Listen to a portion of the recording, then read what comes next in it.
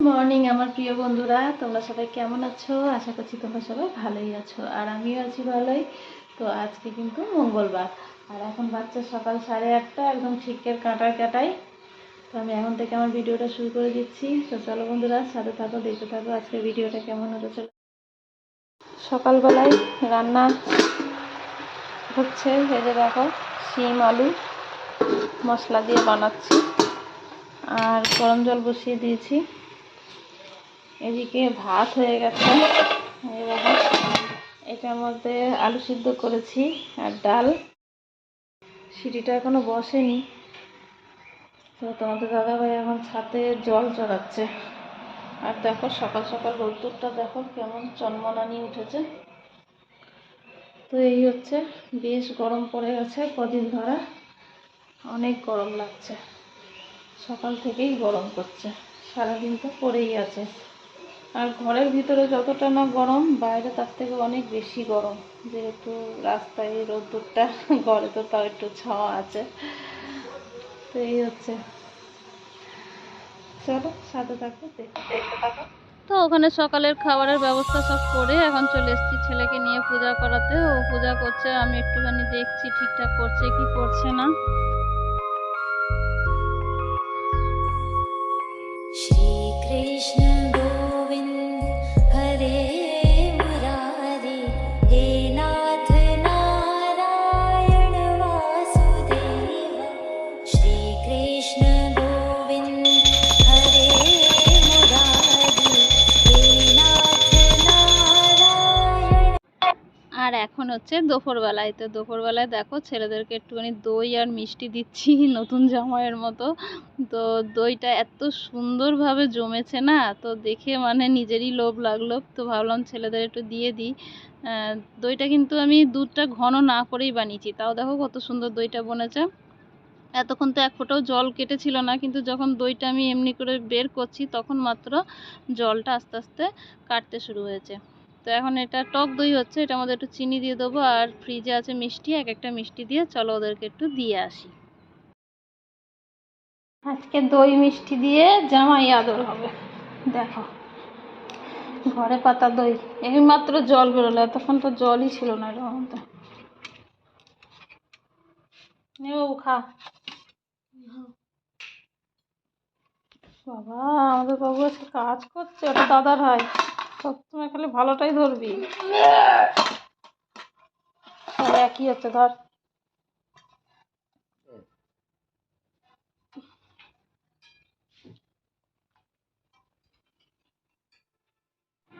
এরপরে গেছিলাম দোকানে, তো দোকান থেকে তাড়াতাড়ি এসে গেছি। আর এখানে অনেকগুলো কাপড় জামা মানে জমা হয়েছিল, আর এটা না আমাদের পাতার এক ধরনের কার্পেটের মতো হচ্ছে। তো এটা একদম ভারী, ধোয়া যাচ্ছে না, তার জন্য পা দিয়ে দিয়েই ডল্লাচ্ছি।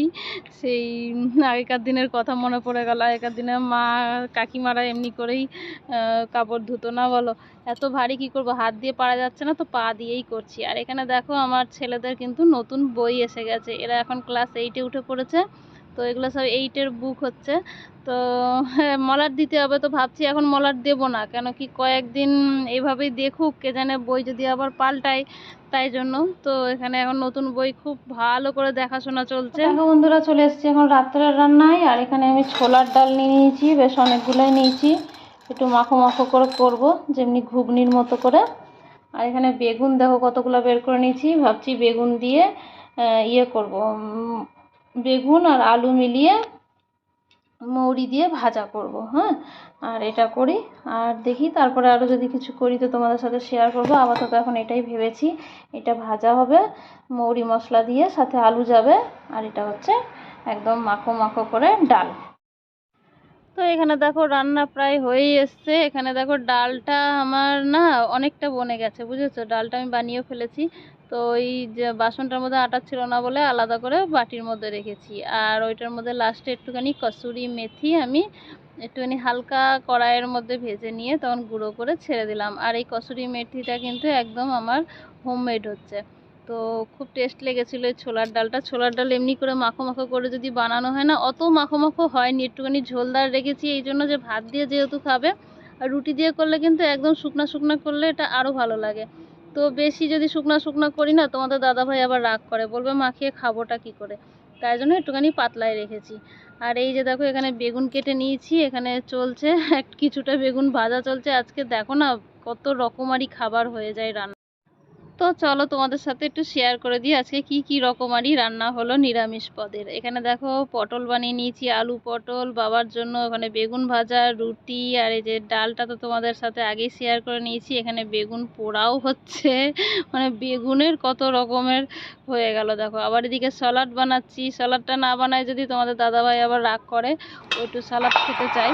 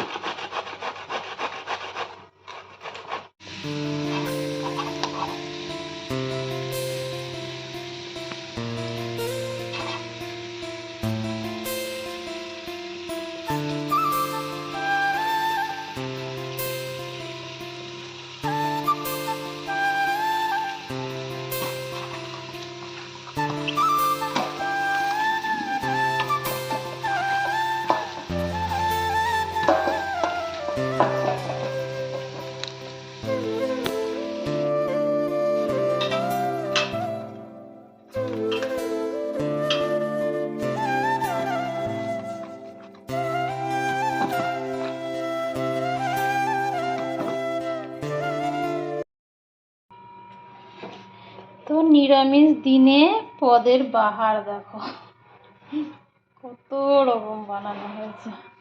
এখানে দেখো দইটা পেতেছি, দইটা কিন্তু দুপুরে পেতেছিলাম যখন চা বানাতে এসেছিলাম মিস্ত্রিদের, এক ফোঁটা জল বেরোয়নি, কি সুন্দর দইটা হয়েছে। তো দইটাও দেবো, ফ্রিজে মিষ্টি আছে ওইটার সাথে মিলায়, দই মিষ্টি। আর এখানে এসে দেখো বেগুন পোড়া হলো, এক শাক একটুখানি ওই ঘরের থেকে এনে দিয়েছিল মা, ওই ঘরে ছাতে হয়েছিল পুরানো ঘরে, তো এইটুকুই হলো কিন্তু তাও বানালাম, তাই জন্য দই।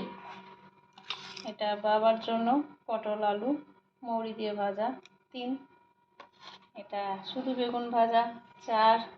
এখানে স্যালাড, 5। এর নিচে ডাল আছে, চানার ডাল, 6। এখানে রুটি আছে, ভাত আছে। তো দেখো কত রকমের হয়ে গেল রান্না। চলো নিরামিষ দিনের রকমারি খাবার, এখন সকলে আসবে, এক এক করে খাবার দিয়ে দেবো।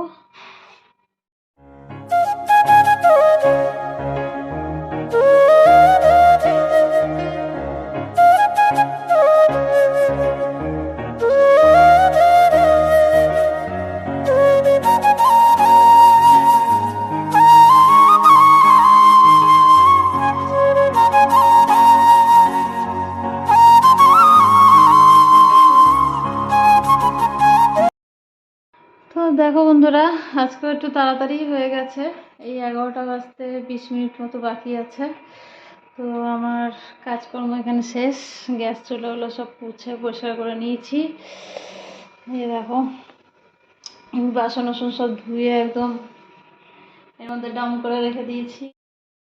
এখন যাব নিচে, আর এই যে গরম জল নিয়ে নিয়েছি তোমাদের দাদা ভাইয়ের জন্য, আর নিচে যাবো এখন শাটারে তালা লাগাতে, তারপরে আমার কাজ শেষ হবে। কি লেগে আছে এখানে, একটু দই খেলাম, রাত্রিবেলায় দই খেয়েছি, কি জানি কি হবে, সর্দি না লাগে, তাই হচ্ছে। দই খেতে খুব ভালো লাগে কিন্তু খেলে সহ্য হয় না। তো এই হচ্ছে সকালের খাওয়া দাওয়া শেষ, আমার কাজকর্ম শেষ। তো এখন ভিডিওটা এখানে শেষ করে দিচ্ছি, দেখা হচ্ছে নতুন কোনো ভিডিওর সাথে। ততক্ষণের জন্য তোমরা সবাই খুব ভালো থেকো, সুস্থ থেকো, সাবধানে থেকো। আর আমার ভিডিও ভালো লেগে থাকলে অবশ্যই লাইক, শেয়ার, সাবস্ক্রাইব করে আমার পাশে থেকো। তো টাটা বন্ধুরা, গুড নাইট।